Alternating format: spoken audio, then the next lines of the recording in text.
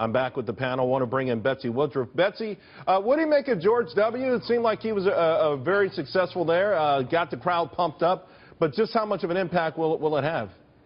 It's tough to call that, and I think one thing that stands out from George W.'s speech tonight is how different he is from Jeb. He's folksier, he tells more stories, in some ways he's more engaging, he has a really funny, self-deprecating sense of humor, and Jeb, following him up, just sounded very different. On the one hand, people might like Jeb, they might like to associate him with some nostalgia they may have for the George W. Bush era, but on the other hand, the contrast doesn't necessarily look great for him. You know, Tammy, he tried to sell them, right, particularly with the military. We know South Carolina is the home of a lot of retired and you know, military folks. He tried to sell that commander-in-chief angle. Do you think it worked? Well, look, I don't think we've really heard that. And I'm not necessarily friendly toward George W. Bush. I think he's a great, nice man. Jeb Bush, I'm sure he's wonderful.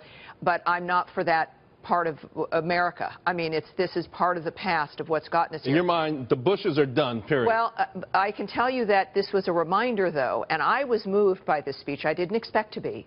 This is a reminder of what a president can sound like, what the commander-in-chief requires.